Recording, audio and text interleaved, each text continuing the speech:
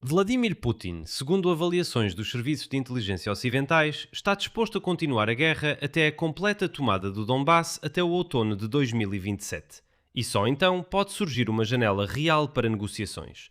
E mesmo assim, apenas se o Kremlin não conseguir estabelecer controle total sobre toda a região de Donetsk. Especialistas afirmam que, neste exato momento, o Kremlin está calculando todos os recursos e estratégias para continuar a guerra por mais um ano. Enquanto na Europa estão decidindo quem, do lado deles, irá conduzir as futuras negociações quando finalmente se derem conta disso. Paralelamente, o New York Post revelou o preço exato desses planos de Putin.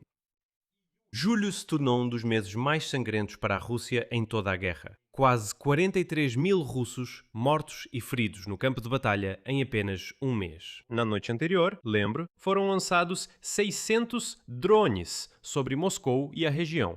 E o maior depósito da Wildberries na Rússia, perto de Moscou, queimou completamente. Enfim, vamos discutir neste episódio juntos os planos do Kremlin para continuar a guerra, o que está por trás deles, como a Europa está reagindo e se Putin vai aguentar mais de um ano de guerra. Meu nome é Alexei Petty, vamos começar. Mas antes de começarmos, peço que você se inscreva neste canal. Estamos chegando à marca de 300 mil inscritos, então vou agradecer por cada inscrição sua.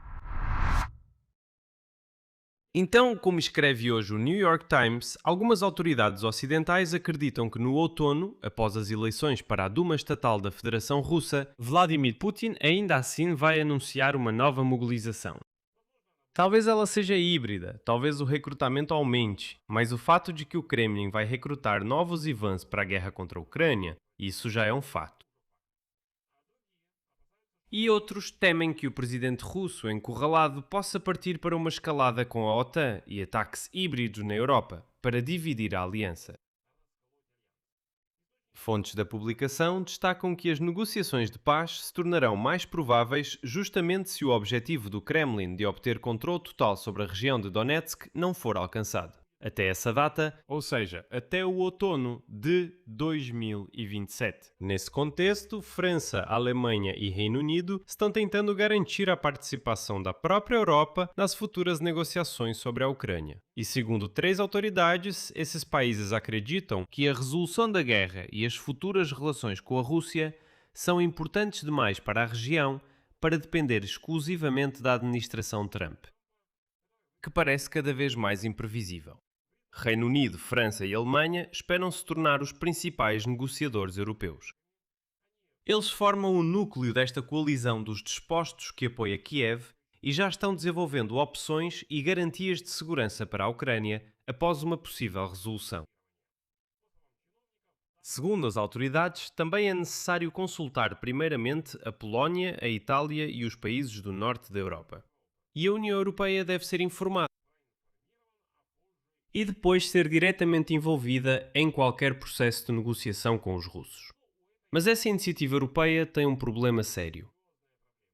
É a própria divisão do Ocidente. Talvez a participação da Europa seja dificultada pelas divergências do Ocidente. Talvez que alguns países, especialmente os que fazem fronteira com a Rússia e a Ucrânia, como Letónia, Lituânia, Estónia, Hungria, eles meio que não confiam totalmente na Alemanha e na França quando se trata de representar seus interesses. Ou seja, eles dizem, escutem, tudo bem, há três países, mas porquê que eles deveriam falar em nome de todos?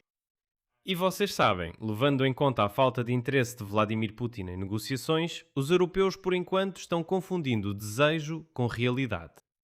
Eles já estão, há 2 anos exatamente planejando como não vão negociar com Putin. Mas primeiro é preciso pressioná-lo mais e só depois negociar.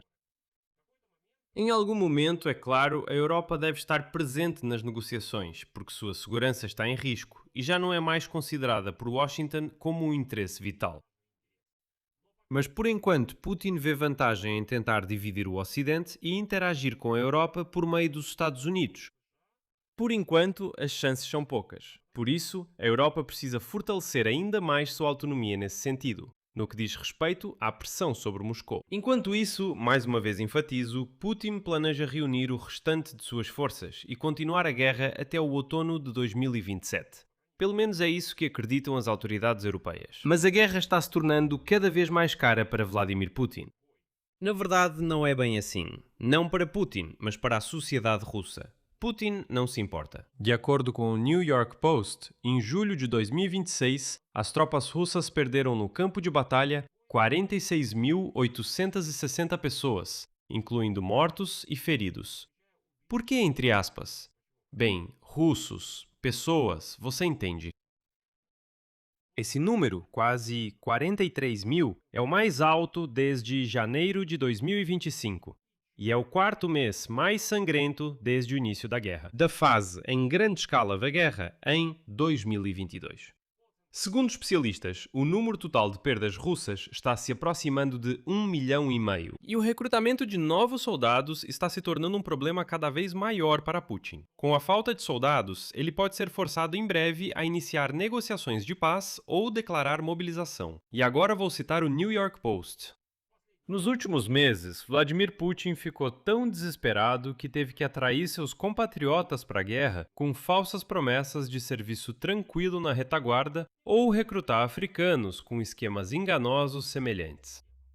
Ao mesmo tempo, as forças de defesa da Ucrânia continuam realizando ataques bem dentro do território russo. Por exemplo, em 15 de agosto, as Forças Armadas da Ucrânia lançaram mísseis Flamingo no interior da Rússia, atingindo a base aérea de Savazleika, no oeste do país, a 700 km da fronteira.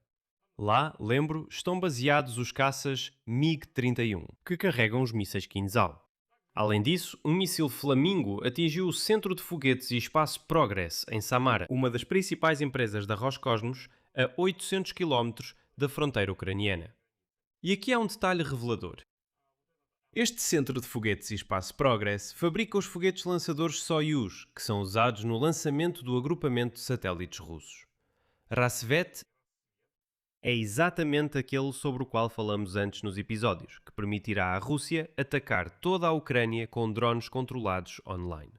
Bem, na essência, é um análogo russo da Starolinka. Separadamente, Kiev danificou a refinaria de petróleo de Vust-Luga, que pegou fogo a 800 km da nossa fronteira. Bem, já na noite de 16 de agosto, o prefeito de Moscou reclamou que desde a noite até amanhã voaram em direção à região de Moscou 600 drones de uma só vez. Desses, 201 foram destruídos diretamente na própria região. Como resultado do ataque, o complexo logístico da Wildberries em Kaledino foi completamente incendiado. Esse é o maior depósito dessa empresa em toda a Rússia, com uma área de mais de 200 mil metros quadrados.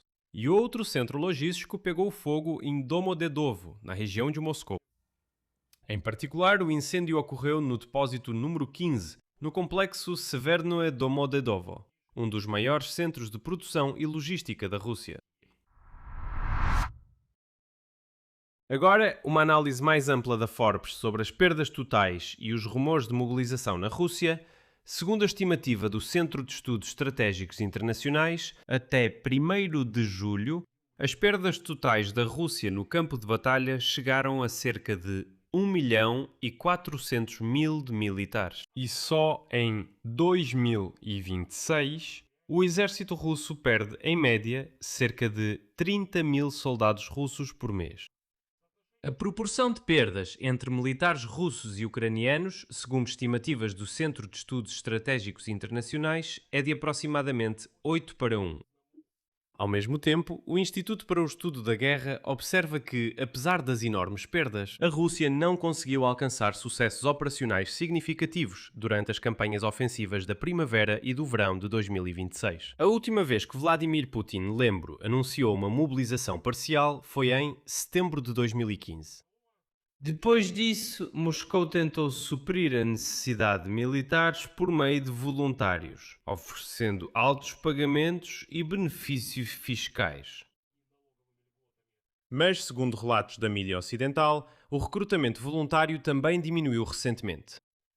Ao mesmo tempo, especialistas destacam que o cansaço dos russos em relação à guerra não significa automaticamente que esses mesmos russos estejam prontos para protestar contra a política de Putin. Uma pesquisa do Centro Levada, realizada em março, mostrou que 67% dos russos consideram necessárias negociações de paz com a Ucrânia, enquanto apenas 24% se manifestaram a favor da continuação das hostilidades.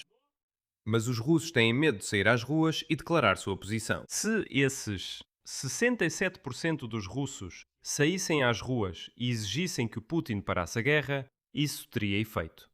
Mas os russos não fazem isso. Para que o Kremlin precisaria de uma mobilização. Se Vladimir Putin decidir realizar uma mobilização, ele fará isso porque vê nisso uma vantagem no campo de batalha. Ele declarou repetidamente que Moscou quer capturar todas as regiões de Donetsk e Lugansk. Os avanços russos nessas áreas já há vários anos têm sido extremamente lentos e custosos. Até agora, eles usaram a tática de moer gente, ou seja, mandando para a batalha quantos homens fossem necessários para tentar alcançar esses objetivos. Talvez o Kremlin ache que a mobilização vai ajudá-lo finalmente a conquistar esses territórios, embora os dados do campo de batalha indiquem que isso dificilmente é possível. Ao mesmo tempo, especialistas em geral acreditam que mesmo uma nova onda de mobilização dificilmente mudará significativamente o curso da guerra. Resumo. Autoridades ocidentais agora prevêem que Vladimir Putin está pronto para lutar por pelo menos mais um ano, até o minuto outono de 2027, contando ou com um sucesso militar ou já com uma nova mobilização após as eleições parlamentares. A ideia do ditador insano Putin é que ele ainda conseguirá conquistar todo o Donbass e declarar isso como vitória. Mas ao mesmo tempo, a Ucrânia não está apenas se defendendo, mas também aumentando a pressão. Desde as conquistas territoriais no sul da Ucrânia até os ataques mais profundos do Flamingo em toda a guerra e ataques noturnos massivos com drones, por exemplo, na região, a questão é que claramente interessa à própria Europa, a julgar pelas tentativas dela de garantir um lugar à mesa nas futuras negociações, mas quem será o primeiro a não aguentar até aquela janela de oportunidade para negociações no outono de 2027? Mas o pensamento preocupante é que, veja, mais uma vez a próxima janela para a diplomacia está sendo adiada por mais de um ano. Vou encerrar por aqui. Escreva sua opinião e suas conclusões nos comentários deste episódio. Inscreva-se no canal, ative o sininho e não se esqueça de deixar seu like. É isso por hoje. Cuidem-se. Até mais.